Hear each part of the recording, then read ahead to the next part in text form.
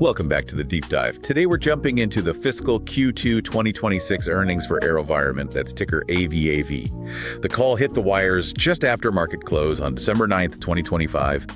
And it really presents a genuinely conflicted narrative. It absolutely does. And that conflict is the whole story here. I mean, the core takeaway from management, if you read between the lines, is this idea of a scale-up inflection with a profitability reset. A profitability reset. That's a nice way of putting it. Exactly. So on one hand, you have record growth, these huge strategic contract wins.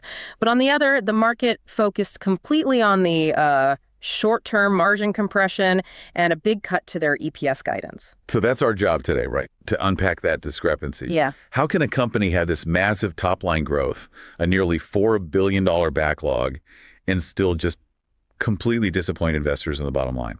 We have to start with the headline numbers because the divergence is, well, it's just so extreme. It really is. I mean, on the growth side, it was a total home run.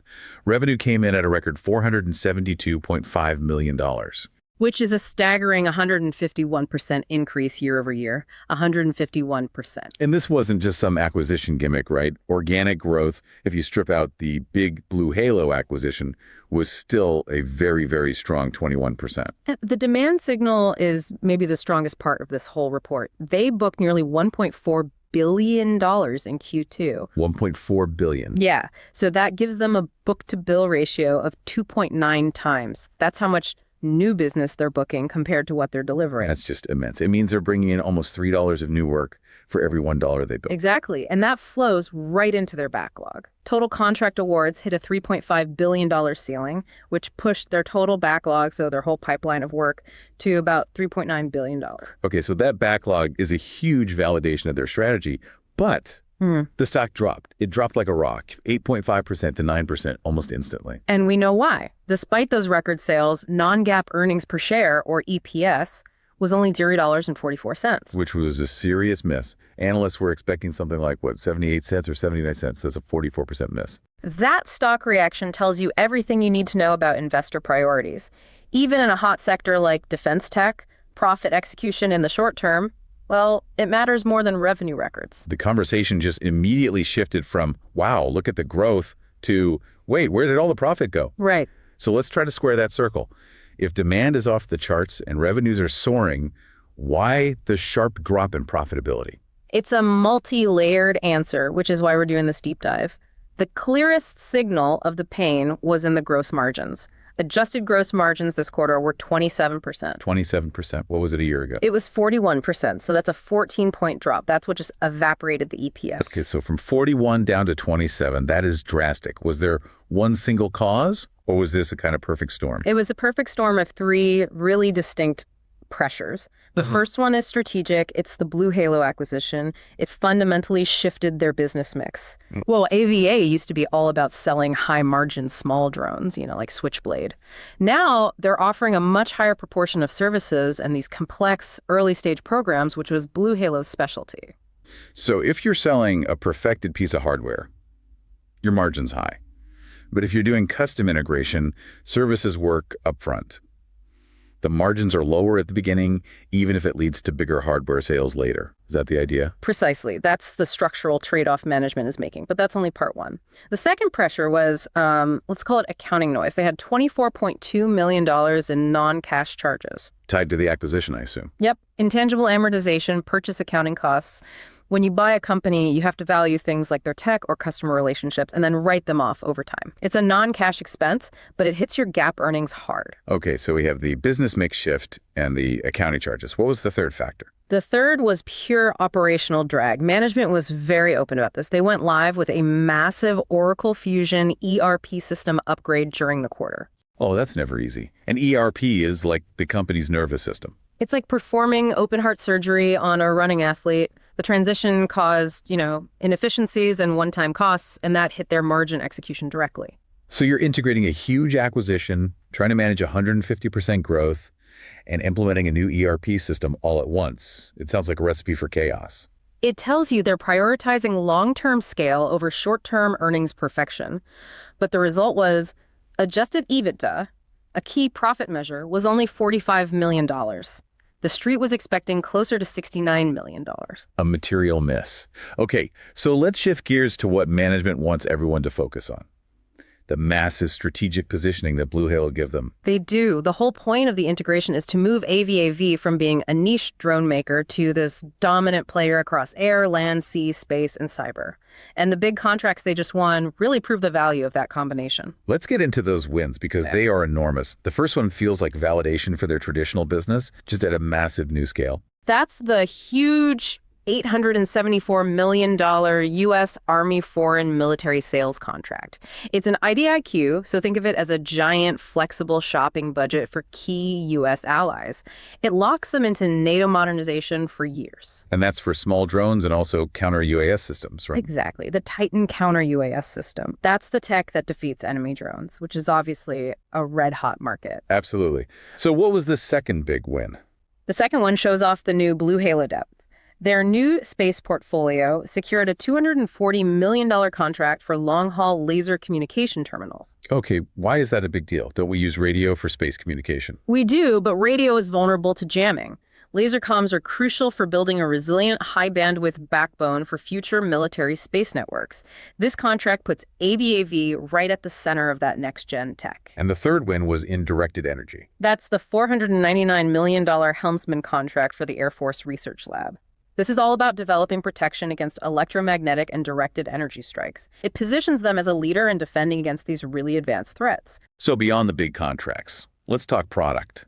The P550 program seems really central to their future margin story. It is. The P550 is their Group 2 drone. It was just down-selected for the Army's Long Range Reconnaissance, or LRR, program. Management thinks that program could be worth $1 billion over time, and they expect to win a big slice of that. And what about their software? The AV-Halo ecosystem. It seems like they're trying to become the Android or iOS for military robotics. That's a great way to put it. The Army chose their system as the lead integrator for the Human-Machine Integrated Formation program. That is a massive vote of confidence. It means the Army trusts AVAV to be the software brain controlling multiple different robots on the battlefield. And to meet all this demand, they're building out capacity in a big way. The new facility in Salt Lake City. They're moving fast on it. It's a 100,000 square foot facility, should be operational in about a year. And get this, management said it could eventually produce over $2 billion worth of switchblades or other products annually. $2 billion a year. Okay. So the long-term story is spectacular, but we have to circle back to the investor context and the guidance change. Right. Revenue guidance was actually tweaked up a bit, now $1.95 to $2.0 billion. EBITDA guidance was unchanged, but the real pain point was the cut to non-GAAP EPS. They cut it to $3.40 to $3.55. It's down about 5% at the midpoint. And it's important to note that was mainly due to a higher projected tax rate from the BlueHalo accounting, not an operational miss. But the real execution concern, the thing investors are worried about, is how back-end loaded the year is. This is the biggest near-term worry. The government shut down delayed orders. And everything shifted to the right. So now management is forecasting that 70% of the second half's adjusted EBITDA will come in Q4 alone. 70% in one quarter. It raises the bar for flawless execution through the roof. They have to nail everything in those last 3 months to hit their numbers. And you can see that funding delay elsewhere, too. The total backlog is huge, but the funded backlog, the stuff they can bill right now, was flat compared to Q1.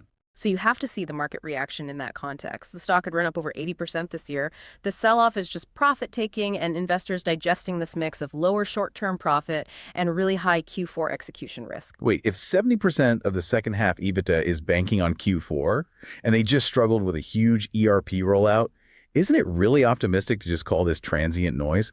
What's the bear case for Q4? The bear case is simple: slippage. Any more hiccups with the ERP, any slowness in government funding, and those Q4 orders slip into fiscal 2027. That means they miss the guide and the stock gets hammered again. That's the risk. But the bull case points to that durable demand signal. Geopolitical tensions aren't going away. And they have 93% visibility to their revenue midpoint, so the top line is anchored. Exactly. The whole debate now is about the timeline for margin recovery and whether they can actually execute on that incredibly aggressive Q4 target. It's a classic clash of short-term pain versus long-term growth. Which brings us perfectly to our next segment. This is not financial advice. Let's do it. We're pitching this to the investment committee. We have this massive backlog story clashing head-on with the near-term margin miss and this huge execution risk. So What's the outrageous but plausible trade? Okay, the thesis is this. The 9% drop is a massive overreaction to a necessary transformation. AVAV took the profit hit now with the integration, the ERP, so they can scale for years to come. The $3.9 billion backlog and the 2.9 book-to-bill proved demand is not the problem. The problem is timing and Q4 risk. So how do we play that? We see this as an entry point, but how do we structure a bet that hedges against that immediate Q3 and Q4 noise? We'd recommend buying long-dated call options, let's say 12-month expiration, deep out of the money, targeting a strike price of $400 or even higher. So for the listener, just to be clear, what's the risk in that kind of structure? This is a highly leveraged, high-risk bet. It's not like just buying the stock. These options are far out of the money, so if AVAV's stock price doesn't go way up past $400 by next December, the option will almost certainly expire worthless. You lose the whole premium. A classic high-risk, high-reward play. Right. And the rationale for that risk hinges on two big long-term catalysts. First, the successful high-margin ramp-up of the P550 LRR program. And second, management actually executing on that $2 billion annual capacity at the new Salt Lake City facility and hitting their high 30s margin targets in fiscal 27. So this trade is really a bet that this 9% drop is just a blip, just the market digesting a short-term margin anomaly in what is actually a multi-year secular growth story. Exactly. That's a fascinating analysis. So to quickly recap our deep dive, AVAV delivered record revenue and bookings, confirming massive demand. But they struggle with margin compression and their EPS because of integration costs, accounting, and government delays. And management was pretty explicit about their business model. They invest their own R&D ahead of demand to get solutions to market faster than the big, slow contractors. This quarter's margin hit is just the cost of doing business that way. So what does this all mean for you, the listener? The defense sector is clearly shifting. The big question for investors is whether these huge growth opportunities in drones, counter-UAS, and space tech justify putting up with a heavily back-end loaded year and this temporary period of lower profitability. You have to decide if AVAV's transformation and their tech investments outweigh that very real Q4 execution risk.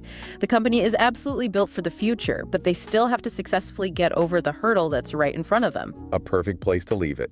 We hope you enjoyed this deep dive, and we encourage you to look at the implications of heavily back-end loaded forecasts in your own research. Until next time.